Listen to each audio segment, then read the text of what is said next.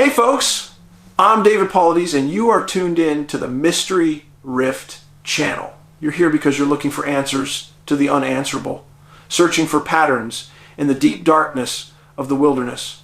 Today, we're diving into some of the most chilling questions you've sent about the missing 411 phenomena, those disappearances that truly defy logic and the established rules of law enforcement. This is our copyrighted work, licensed exclusively to this channel, and if you see it anywhere else, please report it immediately. Let's start right where the terror begins, with my second film, Missing 411, The Hunted, and its eerie connection to the movie Predator. Many people miss the subtle clues, but if you listen closely to the score, that low, unsettling frequency, it's deliberately similar to the musical theme used in the 1987 original. That intentional choice reflects the hidden dynamics we find in these cases. Think about it. In Predator, Arnold's soldiers reference Green Berets. That's a crucial detail that aligns with our research, making you ask, why Green Berets instead of local National Guard? It comes down to secrecy. The National Guard are locals, their husbands, their wives. They have ties to the community, and they talk to the press. Green Berets, however, sign oaths of secrecy, and they won't talk. That is one of the most compelling reasons why this elite unit might be called in to contain or manage these specific wilderness searches. Another chilling parallel. Arnold's group talks about the entity that left no tracks. This is a recurring phrase in our work. It's like they just vanished. And recall that iconic scene. The invisible entity moving with the distortion of saran wrap going through the trees. That's the crux of it. In The Hunted, that is exactly where the phenomenon, whatever it is, was seen, gliding silently, tree to tree. It begs the question, are these fictional narratives, whether consciously or unconsciously, reflecting a deep, hidden truth about an unknown presence in our parks? Now, let's address the perplexing question about the persona of the missing. Who is vanishing? Is it the transient? The local delinquent? No. It's consistently the high achievers, the highly educated, the athletes, the good people of the world. It almost feels like a bizarre selective harvesting. Many of my readers have asked if this is a pattern of good versus evil, where the innocent and the capable are being targeted. It's a compelling thought that challenges our conventional understanding of predation. And let me dispel a persistent, dangerous myth that circulates online, the myth of mutilated bodies. I have personally documented over 1,300 cases, and I can state that 99.5% of the recovered victims show no signs of trauma. There is no sexual molestation, no sexual assault, and no mutilation. Any injuries are generally consistent with death by exposure or a fall, nothing more. When you hear those dark stories on the internet, know that I've dug through police reports and found zero credibility. Forget the conspiracy theories that claim the federal authorities are swooping in to silence local law enforcement. A rural sheriff, especially, is a highly independent, sovereign figure. If the feds try to push them around, they simply tell them to get out of my county. The idea that a vast, coordinated, national cover-up could be maintained at the local sheriff level is absolutely incorrect. You can see this independence clearly in The Hunted, where sheriffs speak frankly about their frustration and discomfort with these unresolved cases. Let's talk about a source of hope, or lack thereof, psychics and remote viewers. I was at a conference once, and an entire aisle was nothing but psychics, taking money from hundreds of people. I approached every single one of them. I handed out my business card, explaining my work.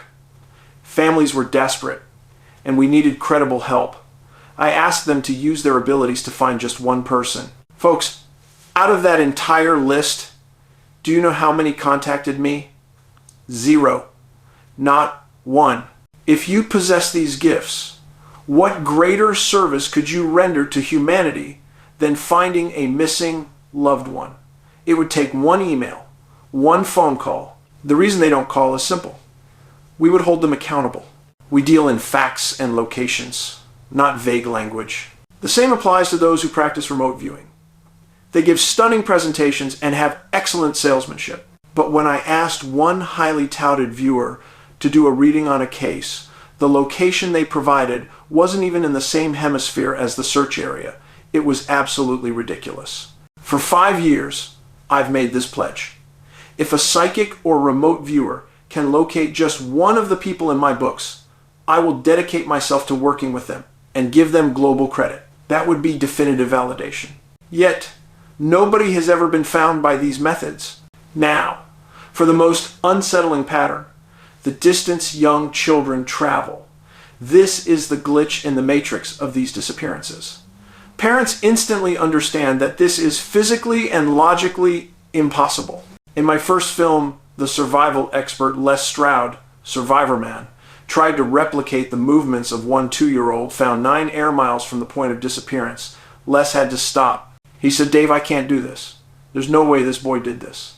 9 air miles, Les reminded me, translates to anywhere from 18 to 27 walking miles in the wilderness, because you never walk in a straight line.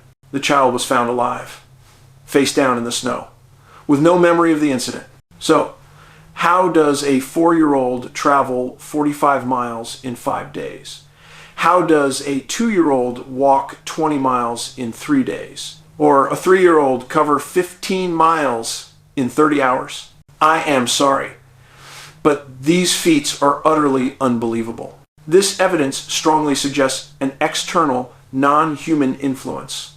Something had to have carried them or somehow manipulated their physical capabilities. It's the only logical explanation for an illogical occurrence, suggesting some form of energetic or temporal transportation. Let's turn to the compelling stories you send in, which underscore the psychological element of this mystery. We received an email from a reader in British Columbia about a recurring, unsettling childhood dream. The dream always left him with a feeling of certainty that something significant had happened. One morning, the dream stopped, and he was filled with the absolute, visceral knowledge that something of tremendous importance was going to happen to me today. He knew, somehow, that for this event to occur, his mother needed to leave the house. She almost did, but she paused, looked at him strangely, and decided to stay home. He was instantly crushed. Was that the mother's intuition, that protective sixth sense intervening to stop a potential disappearance? Interestingly, I have documented 3 cases where individuals had dreams that led searchers directly to missing victims, even across state lines. Something is definitely happening there that we simply don't understand. The final story involves the chilling combination of missing time and lights in the sky. A man was separated from his wife while walking their dog near a high school in Missouri. He watched as she pursued a kitten toward the tree line. In that moment of separation, he spotted 2 reddish-colored orbs of light high up in the sky. They moved quickly, turned sharply, and then vanished poof in less than a minute. When he looked back, his wife was gone. When he finally returned home, his wife confronted him angrily, demanding where he had been. She claimed she was gone for 20 minutes or more, having caught the kitten and then circled the school multiple times yelling his name. Their timelines simply did not align. The husband realized that, according to her narrative, she should have run right into him several times. He was the one who experienced the missing time, the warp in their reality. You have all the classic elements here: point of separation, lights in the sky, and temporal displacement. What does this all mean? It suggests that whatever force is behind missing 411, it possesses the ability to manipulate both the natural environment and perhaps even our very perception of time and space. It's an unknown predator, using a form of energetic displacement or cloaking, consistent with the patterns of the most famous unexplained disappearances, like the one in Bennington, Vermont. I will continue to work tirelessly for you and for the families of the missing. Thank you for accepting me into your world and for submitting your personal accounts. I promise I will always do my best to decipher these mysteries. Be safe out there. When you hike, always remember the cardinal rules. Tell someone where you're going, check the weather, and never hike alone. Carry a personal locator beacon, extra supplies, and a firearm or bear spray if you are comfortable. These simple precautions might just be the difference between a safe return and becoming another entry in the missing 411 database. Let's hope we see each other soon. Thank you for staying tuned to Mystery Rift.